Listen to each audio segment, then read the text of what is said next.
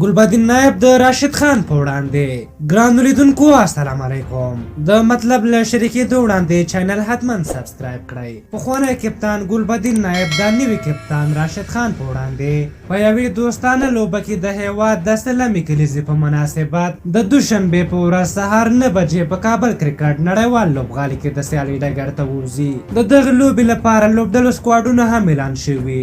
د راشد خان تر کپتانۍ لاندې سمیع الله شینواری، حضرت الله زازای، جاوید احمدی، رحمان الله گربز، ابراهیم زدران، قیس احمد، فرید احمد ملک، دولت زدران، شرف الدین اشرف، ضیاء الرحمن شریفی، ضیاء الرحمن اکبر، نوین الحق او شاپور زدران شامل دي.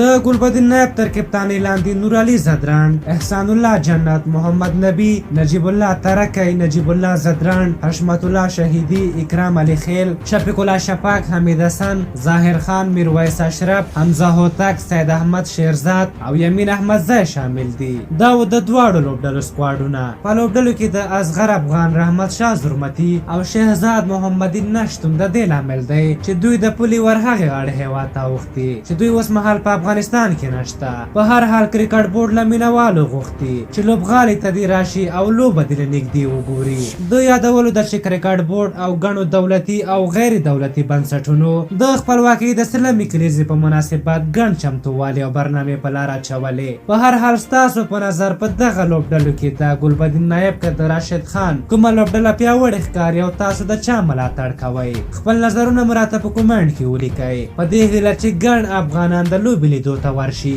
او د هیواد خپلواکي په شاندارو مراسمو سره ولمانځل شي. تاسو ټولو دوستانو ته د خپلواکۍ د سلمي کلیزې په مناسبت مبارکي وایو. په هر حال دا وه د ګلبدین نایب او راشد خان د لوبډلو ترمنځ د لوبې په هکله زموږ ویډیو. که زموږ ویډیو مو خوښه شوې وي ضروري لایک کړئ. تر بلې ویډیو مو په لوی او بخښونکي خدای سپارم. د الله په امان.